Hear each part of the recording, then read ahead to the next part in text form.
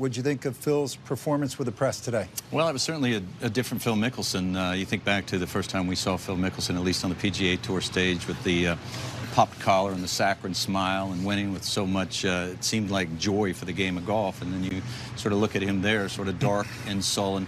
And I'll agree with Todd.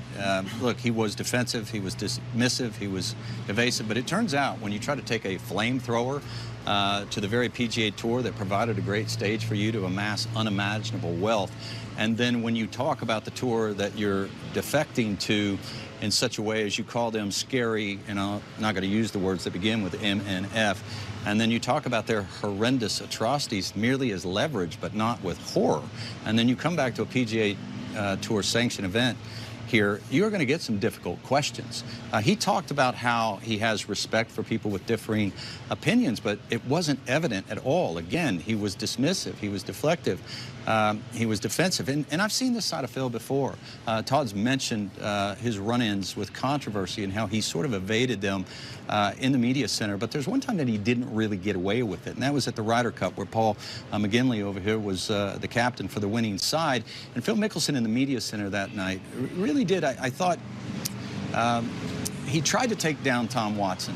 He tried to blame Tom Watson for the U.S. side losing, when in effect, as it comes to bear, Phil Mickelson, at least in my view, and the way I've talked to players and heard some rumblings, that he was corrupting that team from the inside out from the very beginning. But if you remember that press conference, when Phil was denigrating one of the greats in the game and blaming him for the loss, after he was finished, members of the media said, how can you do such a thing? How can you denigrate your captain sitting right here? And Phil said something to the effect of, how could you think that that's what I meant? You know, almost incredulous that anybody would assume that's what he meant. So in that moment, you saw how Machiavellian he was. You saw how manipulative, and you saw how insincere and disingenuous he was, because that's exactly what he meant. And again, we saw this side of Phil then, and nothing that I've seen from Phil Mickelson from that moment to this moment has really changed. I know he's a marvelous talent, but that was the true Phil Mickelson, at least in my view. And the Phil Mickelson that we saw right here, you know, it turns out when you're trying to sell a lie, it's hard to talk with a great deal of comfort and ease. Yeah, I agree. I mean, have you ever seen him so uncomfortable? I mean, some very heavy questions coming his way there, and he didn't have any answers, and there is no answers, to be honest. I mean, it's a very complex subject. He stepped away, as you quite rightly said, from an organization that he aspired to be as a young kid to come along and play on. He amassed a huge amount of fans along with that, as long as wealth and as long as success and major championships and adulation of everybody and respect of everybody. And for it all to be undoing now, it's kind of sad, to be really honest. I mean, I look at that and I see sadness in his eyes. You know, he might have a huge amount of money, reportedly $200 million, just to sign the paper to go and commit to 8 events. But, man, it's some cost he's paying. Paul, Phil has said he would like to play both the LIV Golf Series and the PGA Tour. Why can't these two entities coexist? Well, I mean, I think it's gone so far down the road at this stage, Rich. I can't see any way that they can do so. I mean, there's a couple of reasons. I think if you look at, there's 7 events to come, 7 LIV events to be played for the rest of the season, in their 8 tournament season this year, and 5 of them are on the battleground of the United States.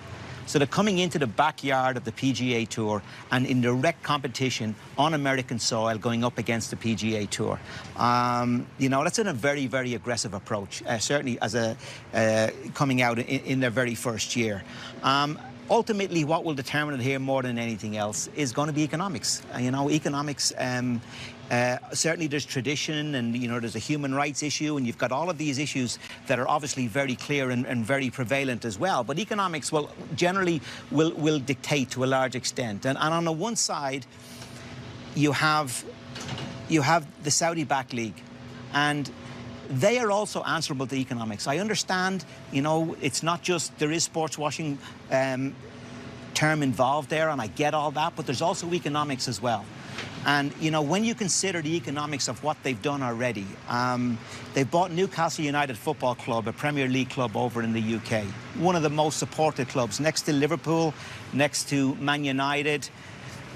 I would arguably say maybe the third most supported club, certainly in terms of home support.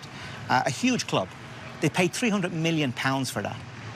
If you look at what they've already spent on Phil Mickelson and DJ, reportedly, they've paid more than that for 2 players. Now, they still have another 46 to go, as well as the prize money's going out. So the economics stack up hugely for them. And as much as they are a very, very wealthy sovereign fund, everything they do and every investment they make, from Uber to Disney and Citibank and all of the companies that they are involved in, it's all about return on investment. So that's a long, long way to go. This is a big play that they are putting on the table here. So they are still going to be answerable at the end of the day to return on investment. As much as there, you know, arguably there is sports washing involved there in building the brand of Saudi Arabia, there has to be a return on investment too. And now on the other side, the PGA Tour, you know, and PGA Tour is a members organization, just like the European Tour is. The PGA Tour is over 100 years old. The European Tour is 50 years old. And, you know, just use this as an example. I mean, it's a collective. You know, when John Jacobs started the European Tour 50 years ago, he collected all of the professionals, put them together and said, okay, if you guys are all together, you've got a commercial value, and I'm going to sell this commercial value and put on a tour. That was the embryo stage of the European Tour, and I'm sure the PGA Tour was the same. So the collective value was this. Now, if you've got some of the players who started to be in the collective going over here, building up a competitor, obviously the value of this is going to go down. So, you know, there's some huge ramifications here commercially for the PGA Tour and the rest of the collective.